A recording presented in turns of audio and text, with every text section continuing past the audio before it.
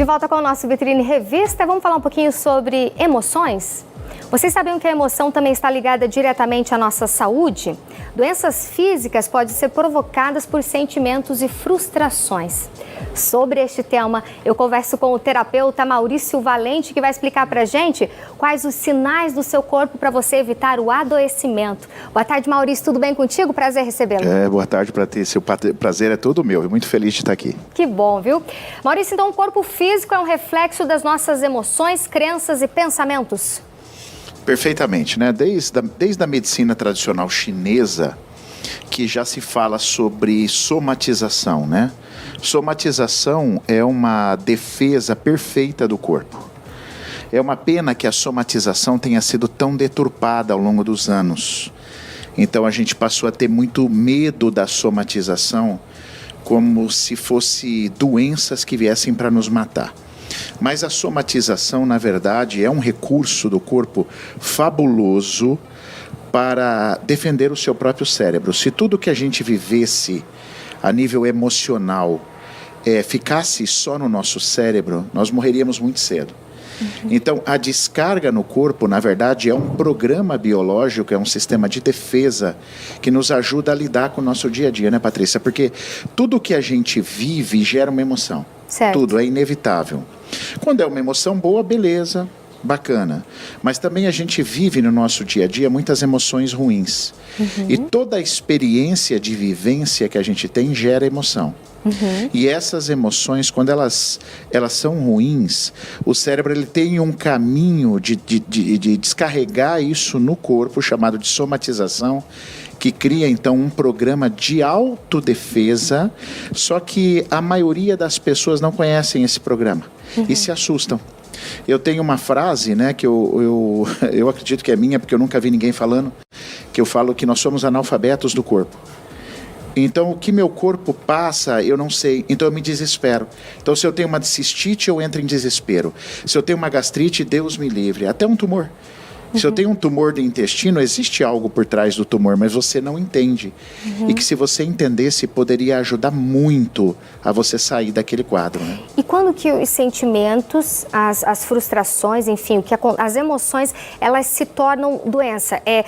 Por exemplo, eu senti hoje uma emoção ruim, enfim, a semana que vem eu já vou estar doente, amanhã eu já vou estar doente, daqui 6 meses eu já vou estar... Como é que funciona?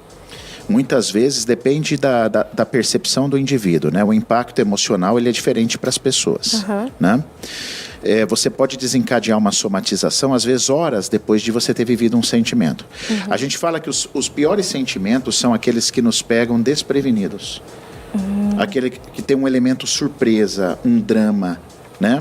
Uma coisa, por exemplo, é eu saber que eu vou passar por uma reunião na minha empresa hoje à tarde e eu vou ter que falar muita coisa lá, que tem um funcionário. Então, eu já vou meio preparado para isso e realmente a reunião é tensa, existem emoções ali, mas provavelmente a somatização disso vai ser muito pequena. Entendi. Porque eu já tinha uma previsão daquilo. Agora, quando você passa por um impacto, uma mãe que perde um filho, uma traição conjugal, né? Uma traição entre sócios, isso é bem terrível mesmo, quando a pessoa descobre, porque há um elemento surpresa, né? Isso cria um impacto sobre o seu encéfalo, né? Sobre o teu cérebro, e com certeza isso vai ser descarregado no seu corpo. O que é bonito nisso tudo, pelo menos quando eu estudei, eu achei muito lindo nisso, é que já se falava muito, né? Eu tô com uma dor no ombro, uma dor no pescoço, isso é estresse, Tem um lado muito bonito que é assim, quando a gente está na barriga da nossa mãe, desenvolvendo no ventre, cada parte do nosso corpo fica vinculado a uma emoção evolutiva arcaica primária. Isso significa que se você tiver culpa de alguma coisa, não vai doer seu joelho, porque o seu joelho não tem a ver com culpa. Se você passar por um medo de morte, você não vai ter problema de intestino, porque intestino não tem nada a ver com medo de morte. Então, o que é bonito nesse estudo é que cada parte do corpo tem a sua emoção específica.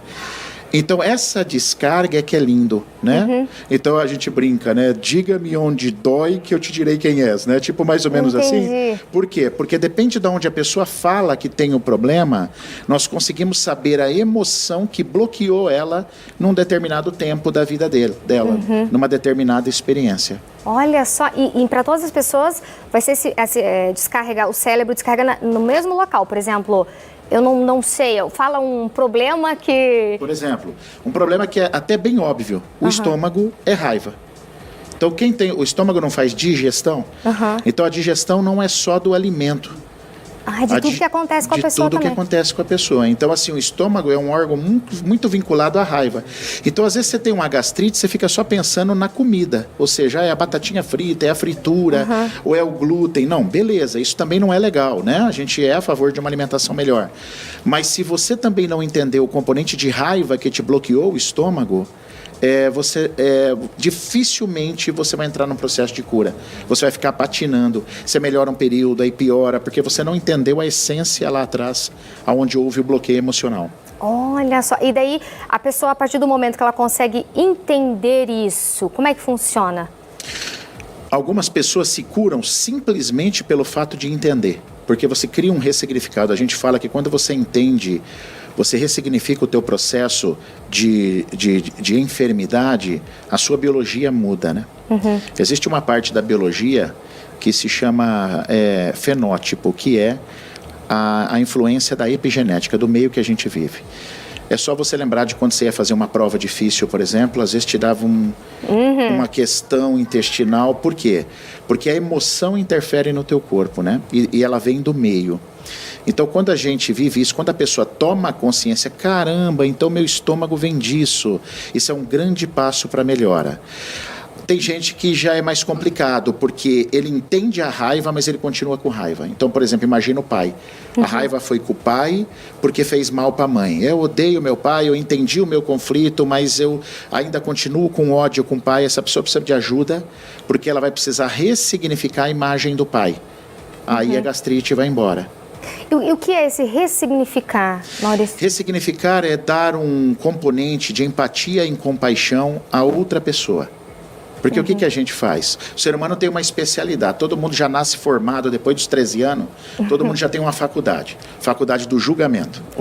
Depois dos 13 anos, o ser humano é especialista em julgar, né? Tudo que acontece na nossa vida, a gente quer achar um culpado, quer achar alguém que fez pra gente, né? Quando você vai amadurecendo, você vai atingindo um nível de maturidade ou de estudo, a gente vai entendendo que o outro que eu julguei também tem uma dor por ter feito aquilo. Então, ressignificar um pai significa mostrar para uma filha ou para um filho que estava odiando esse homem o que estava por trás desse movimento do pai. Certo. E quando a pessoa toma isso com consciência, aí ela entra no que a gente fala de um salto quântico mental, né? É como se eu virasse uma chave, apertasse um botão. Caramba, agora eu entendi tudo. Então, o nosso papel é sempre ressignificar. Ressignificar é você mudar a visão do observador. O ser humano olha numa caixinha muito fechada com um buraquinho assim. O que é o ressignificar? Você abre aquele buraco daquela caixa e fala, olha o tanto de coisa que tem para você olhar. Você estava olhando para um negocinho desse tamanho, né? Então, isso faz muito bem ao corpo. Tem sentido ou relação com a questão do perdão? Claro. O perdoar? Claro. O perdoar. Só que o perdoar em si, pensa comigo, né? Falando dentro de um cunho religioso, o perdoar é muito usado. Mas se você pensar bem, a palavra desculpa e perdão, ela é engraçada, né? Então imagina, eu traio você numa relação e eu viro para você e falo assim, você me perdoa? Quer dizer, eu jogo o problema para você. Ó, eu que fiz o errado e falo, Patrícia, você me perdoa? Aí a pessoa fala, se eu não perdoar, vai me dar uma doença em mim. E aí você fala assim, não, eu não te perdoo. Eu falo, então o problema é seu, porque pronto. eu pedi perdão. Olha essa verdade. Mas eu tenho que dizer, eu sinto muito, né? Eu que errei. Então eu quero entender como eu posso te compensar desse erro. Então eu particularmente acho o perdão e o desculpa. Você me desculpa? Desculpa, se você analisar a semântica, significa você tira a minha culpa. Mas quem é você para tirar a minha culpa? Fui eu que errei. Sim. Né? Então a gente tem que entender o processo como um todo, né? Então eu tenho que assumir a minha responsabilidade e as consequências do meu erro, mas para isso eu preciso ter maturidade. Eu preciso sair do meu espaço infantil, do meu lado criança, né? Para que eu possa dar o meu salto. Hoje, por exemplo, se você me permite, né? Nós temos uma live gratuita, eu tenho muito conteúdo gratuito, Patrícia, tá? No meu canal do YouTube, @Reprogramação Biológica Oficial, YouTube, @Reprogramação Biológica Oficial. Hoje nós temos uma live gratuita falando sobre o mês das noivas, sobre o que não te ensinaram sobre ser feliz no casamento. Porque todo mundo entra, às vezes, no casamento cheio de ilusões, né? Sim, e com felizes para sempre. Felizes para sempre, é o que nos contam. Né? E muita expectativa sobre o próximo. Então, assim, o julgamento sobre o próximo, a expectativa sobre o próximo. Então, hoje a gente vai fazer uma live, porque o nosso papel é de conscientização mesmo. Seja sobre problemas orgânicos, somatizações, conhecidas como doença, ou também sobre comportamentos, né? É como se a gente estivesse num papel já há alguns anos, tentando reeducar um pouquinho da mente do ser humano para aquilo que ele não entendeu, né? Principalmente no que diz respeito ao julgamento e à visão limitada de vida. Nós temos uma visão muito limitada de vida. Sim. Tá? Então, assim, é ampliar a consciência. Quando você estuda, que você tem esses conhecimentos, a gente tem uma ampliação de consciência muito grande e isso é muito transformador. Que legal, gente. Eu fico aqui boba, eu só fico olhando para Maurício e vendo o quão sábios são as palavras e quão grande, né? Porque a gente às vezes olha a coisa como se estivesse aqui, né? Caixa. Dentro de uma caixinha aqui, sendo que tem tudo em volta e que você pode entender o significado das coisas, entender o que acontece e por que acontece, e às vezes a gente não vai atrás, não busca, acaba ficando doente, remédio em cima de remédio, e às vezes a cura está junto com você aqui, ó, na sua mente. Que lindo. Vamos falar mais sobre esse assunto, que eu acho que muitas pessoas, principalmente agora, nesse momento em que a gente teve que se guardar um pouquinho mais em casa, né? E nesse momento de pandemia e incertezas, acho que muita coisa aconteceu com muita gente e todo mundo precisa de ajuda também neste campo mental, vamos dizer assim, de saúde mental. Obrigada, viu, Maurício, pela tua participação. Eu que agradeço a tua confiança. Um prazer estar aqui. Até a próxima. Viu? Beijo para todos.